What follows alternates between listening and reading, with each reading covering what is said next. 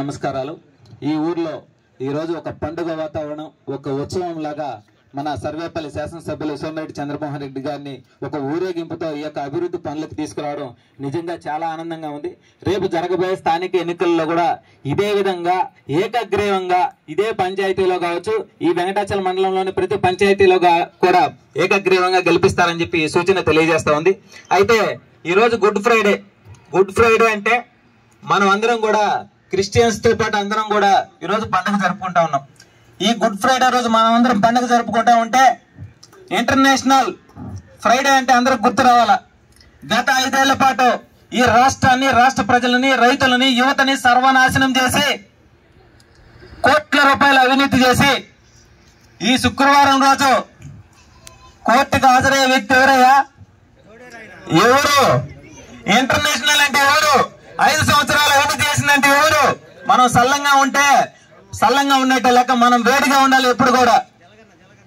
జగన్ రెడ్డి ఈ రోజు మనం అందరం ప్రజల్లో ఉంటే అతను ఎక్కడుంటాడు? ఆయన్ని చూసుకొని పేలి ఈ సర్వేపల్లి నియోజకవర్గాన్ని సర్వనాశనం చేసినటువంటి వ్యక్తి ఎక్కడున్నాడే? ఈ ఫ్రైడే అంటే ఎక్కడున్నాడు ఎవరికి తెలియదు, వాళ్ళ కార్యకర్తలకు తెలియదు, ఆయన నమ్ముకున్న వాళ్ళకి తెలియదు, జిల్లాలో నమ్ముకున్నటువంటి 10 నియోజకవర్గాల వాళ్ళ నాయకులకి తెలియదు, రాష్ట్రంలో ఆయన నమ్మి ఇచ్చినటువంటి జిల్లా అధ్యక్షుడిగా ఇచ్చినటువంటి వాళ్ళ నాయకుడికి కూడా తెలియదు ఈయన ఎక్కడున్నాడు। అది నాటి పరిస్థితి। సర్వేపల్లి నియోజకవర్గంలో రైతులకు నీళ్లు కావాలన్నా, తాగడానికి నీళ్లు కావాలన్నా, గ్రామాలలో సీసీ రోడ్లు కావాలన్నా, శ్మశానాల అభివృద్ధి కావాలన్నా, యువత భవిష్యత్తు బాగుండాలన్నా, పేదవాడి ఇంటి సొంత కళ నెరవేరాలన్నా, గిరిజనులకి ఆధార్ కార్డులు, రేషన్ కార్డులు, వాళ్ళు ఉండటానికి ఇల్లు, ఇవన్నీ రావాలన్నా, సామాన్యులకి ఎప్పుడు 24 గంటలు ఎప్పుడు ఫోన్ చేసినా ఫోన్ లిఫ్ట్ చేసి సమాధానం చెప్పాలన్నా ఒక ప్రజానాయకుడిగా సోమిరెడ్డి చంద్రమోహన్ రెడ్డి గారు తప్ప ఇంకెవరూ లేరు అనడానికి ఇది ఒక నిదర్శనం। ఈరోజు ఈ ప్రభుత్వం ఏర్పడిన తర్వాత ఈ 10 నెలల్లో ఇదే సర్వేపల్లి నియోజకవర్గంలో అనేక అభివృద్ధి కార్యక్రమాలు జరుగుతున్నాయా లేదా? జరుగుతున్నాయి అనేది మనం బలంగా చెప్పాలా। జరుగుతున్నాయి। అది ఎవరు చలవా?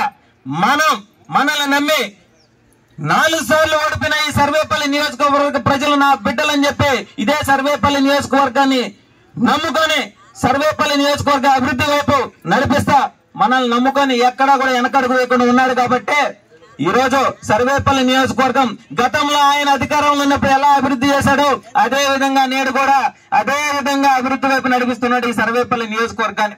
కాబట్టి రేపు జరగబోయే ఎన్నికలలో ఇదే 117 పంచాయతీల్లో కూడా మనం ప్రతి పంచాయతీలో కూడా గతంలో అయితే సోమిరెడ్డి చంద్రమోహన్ రెడ్డి గారిని గెలిపించుకునే దానికి ఎలాగైతే పనిచేశామో అదే విధంగా పనిచేసి రేపు మళ్ళీ మనం అందరం కూడా 117 పంచాయతీలు ఏకగ్రీవాలు చేసుకుని మన సత్తా చూపించాలా।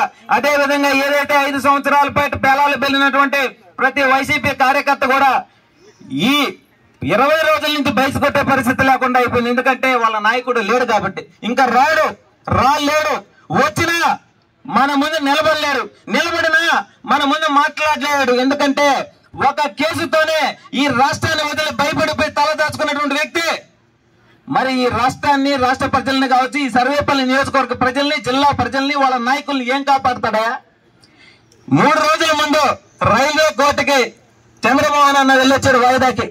నిన్నటి రోజు నేను కూడా వెళ్ళొచ్చే వాయిదాకి ఒక గిరిజన బిడ్డకు అండగా నిలబడినందుకు 8 మంది మీద అక్రమ కేసులు పెడితే ఈయన 7వ ముద్దాయి నేను 350 మంది గిరిజనులకి ఆ పోరాటంలో వాళ్ళందరికీ అన్నం పెట్టానని చెప్పి నా మీద అక్రమంగా కేసు పెట్టారు। అయినా సరే పారిపోలా।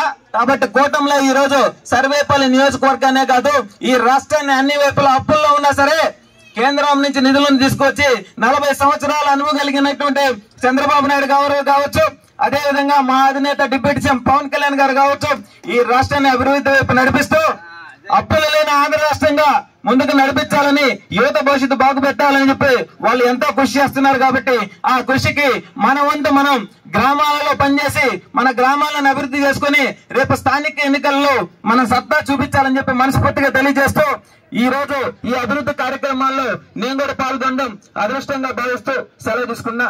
జై హింద్।